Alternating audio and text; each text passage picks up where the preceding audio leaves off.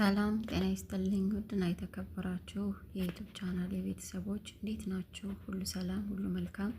እንኳን ወደ ወይኗ ሚዲያ በሰላም መጣችሁ። በዛሬው ክፍል እንግዲህ አደራ ድራማን ይዤላችሁ መጥቻለሁ። ክፍል 1 እና ክፍል 2ን በባለፈው እንዳሳየዋችሁ ወይም ደግሞ እንደነገርኳችሁ በዛሬው ደግሞ ክፍል 3ን ይዤላችሁ መጥቻለሁ። በፍቅር እንድትከታተሉኝ ጋበዝኳችሁ። ውድ አድማጭ ተመልካቾቼ ለቤቴ አዲስ ከሆናችሁ ቤቱን ሰብስክራይብ በማድረግ ቤተሰብ እንድትሆኑኝ በፍቅር ጠይቃለሁ። ቤተሰብ የሆናችሁ ደግሞ ቪዲዮውን ላይክ በማድረግ እንድትጀምሩልኝ።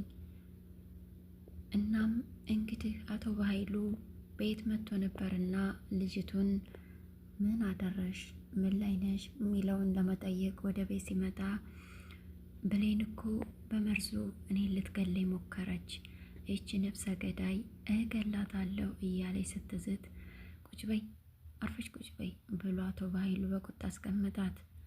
እናም ከእሱ የበለጠ ልቅ ሌላ ችግር ተፈጥሯል አላት። እሷ ምንድን ነው አለችው።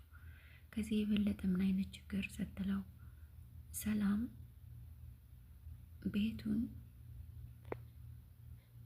አላዞረችውም ገና። ስለዚህ በእሷ ስም ካልዞረ ብትሞት እንኳ ውርሱን መውረስ ስለማችይ ለጊዜው የሰላምን እንድትገላት ያልኩሽን ለጊዜው እናዘገየው አላት። እሷም እንዴት? ይህማ ሊሆን አይችልም። ባዘገየነው ቁጥር እኮ ብሌንና እናቷ የእውነት እናትና ልጅ መሆናቸው ሊያውቁ ይችላሉ። በዛ ላይ ደግሞ ብሌን እኔ ሰላምን ልገላት እንደፈለግኩ መርዝ ሳረግ አይታኛለች። ስለዚህ ለእኔ ከባድ ነው አለችው። አቶ በኃይሉም ብሌንን እንደፈለግሽ አርጊያት፣ እንደምንም ከዚህ ቤት ማስወጣት አለብሽ አላት። እሷም እንዴት አርጌ አለችው። አላውቅም፣ ብቻ ግን የሆነ ነገር አርገሽ እዚህ ቤት እንዳያላያት አላት ብሎ ማስጠንቀቂያ የመሰለ ቃል አወረደ። እናም ወይም ደግሞ ሰላምና ብሌን የምር ጥላቻ እንዲፈጥሩ የተቻለሽን አድርጊ አላት። እሷም ለወዳው ግራ ተጋብታ ነበር በበኃይሉ ሀሳብ። ግን የሰጣት ሀሳብ ብቻ ሳይሆን ማስጠንቀቂያም ጭምር ስለሆነ የግድ ማድረግ እንዳለባት ተሰማት። ከዛም ያንን ነገር ለመተግበር እንግዲህ በራሷ ጋር ማሰብ ጀመረኝ። የሀሳቧን መጨረሻ እንግዲህ ለወይዘሮ ሰላም ልጅቱ ምግብ ሰርታ ማቅረብ ነው። ያንን ምግብም ስትመርዘው ብሌን እንድታያት ማድረግ አለባት። ያንንም አደረገች። ብሌንም አየቻት።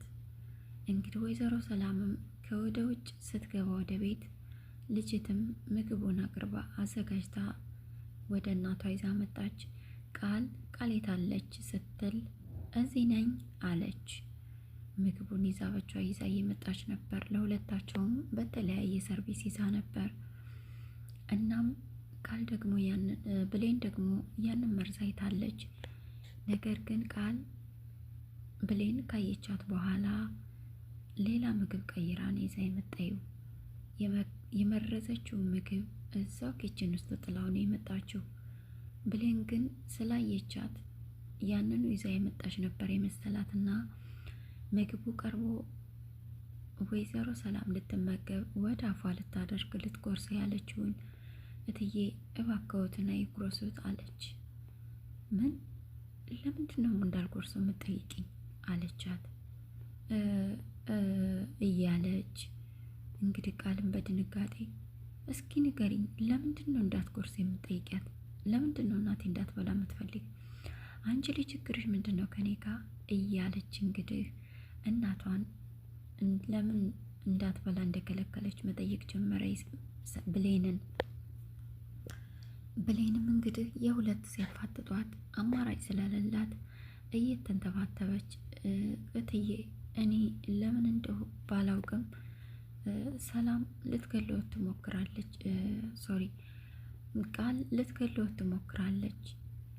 እናም ምግቡ ላይ መርዝ አድርጋበታለች አለቻት። ምን አለች ወይዘሮ ሰላም። ልጅትም ደነገጠች። እኔ እንዴት እናቴ እንድገል ሞክራለሁ? በስንት ናፍቆት በስንት ዓመት ያገኘዋት እናቴን አለች። እንግዲህ ብሌንም እውነቴን ነው እትዬ፣ ባለፈውም ሻዩ ላይ የጨመረችውን በስተት አቃይራ ጠጥታው ነው እሷ የታመመችው። ስለዚህ እባክዎትን አይመገቡ አለች በድጋሚ። ምንድን ነው የምታወራው ልጄ? ይችል የምታወራው አልገባኝም አለች። በዛን ሰዓት ቃል እኮ እኔ እናቴ ልግል እኮ እኔ አለችና የእናቷን ምግብ አንስታ በደንብ በላችሁ። ምክንያቱም ምግቡን ኪችን ውስጥ ጥላውን የምጣ የተመረዘውን። እናም ያኔ ብሌን ደነገጠች። ያየችው ነገር አለ፣ ነገር ግን በላችሁ፣ ምንም አልሆነችም። በጣም ደነገጠች። እናቷን በጣም አዘነችባት። ማለትም ወይዘሮ ሰላም እንዴት በልጅ መካከል ትገቢያለሽ? እንዴት እንደዚህ ያለ ቃል ትታያለሽ? ላይሽ አልፈልግም፣ ባክሽ ከዚህ ላይሽ አልፈልግም፣ እቃሽን ሰብስቤና ሂጂልኝ ብላ እንግዲህ ወይዘሮ ሰላም ብሌን ላይ ትዕዛዝ አስተላለፈች። ብሌንም በጣም ደነገጠኝ። ሰርታ እናቷን ማገዝ እንዳለባት ስለምታውቅ በጣም ተጨነቀኝ። ሁለተኛ ደግሞ ያየችው ነገር አለ፣ ግን ደግሞ ልክ ያልሆነ ነገር ነው። ምንድነው ያደረግኩት የሚል የጸጸት ስሜት እየተሰማት ነበር። እናም ልብሶቿን ካዘጋጀች በኋላ ወደ ወይዘሮ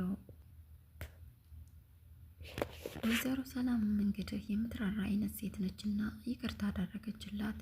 ብሌንም በደንብ ነበር የለመነቻት። እግሯ ስር ወድቃ እባክሽ ለእናቴ ላግዛት፣ ለእናቴ ስል መስራት አለብኝ እያለች ለመነቻት። አይደገመኝም ብላታለች። ከዛም እሺ ለመጨረሻ ጊዜ ነው ግን ብላ አስጠንቅቃ መለሰቻት። ከዛም ወይዘሮ ሰላም ወደ ቤት ስትመለስ እንግዲህ ቃል እናቴ አባረርሻት ማሚ አለቻት። አይ አላባረርኳትም አለች ወይዘሮ ሰላም። ለምን አለች። ያው ለስራ ብላ ስትለምነኝ፣ በዛ ላይ ለእናቴን ማገዝ አለብኝ ስትለኝ አሳዘነችኝ። የመጨረሻ ማስጠንቀቂያ ሰጥቼ መልሻታለሁ አለቻት። ቃል ደስ አላላትም። እንዴት ያን ሁሉ ነገር አድርጋኝ በይቅርታ በአንዴ ይቅርታ ትመልሻታለች ነው አለቻት። ልጄ ችግር የለውም ማስጠንቀቂያ ስለሰጠዋት በድጋሚ ቀጥ ብላ አታይሽም አለቻት። ከዛ አይ አለች ቃል ምናልባት ከዚህ ቤት አባራሻት በነበር የልጅሽ ሕይወት ሊተርፍ ይችል ነበር። አሁን ግን ሁለታቸውንም በዚህ መርዝ የምገልበት ሰዓት ነው ማለት ነው። ምንም ማድረግ አልችልም ወይዘሮ ሰላም እያለች ለራሷ እንግዲህ ማውራት ጀመረች። ወይዘሮ ሰላምም ልጄ ወደ ውጭ ልወጣ ነው፣ የምትፈልጊው ነገር ካለ ብሌን እንዘዣት ብላት ወጣች።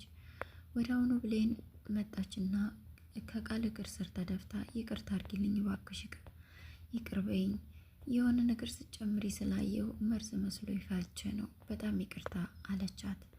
ነሰምት ዞር በይ ከዚህ ተነሽ እና ሻዩን አቃይረሽ እኔ ልትገሊ ነበር አለቻት። በጣም ይቅርታ አለች ብሌን። ያንቺ ይቅርታ ዞር በይ ከዚህ ተነሽ ብላ የጮኸች ባሳለ ጎረቤታቸው በድንገት ምን ሆናችሁ ነው? ጩኸታችሁ እኮ ውጭ ድረስ ይሰማል ብሎ በድንገት ሲመጣ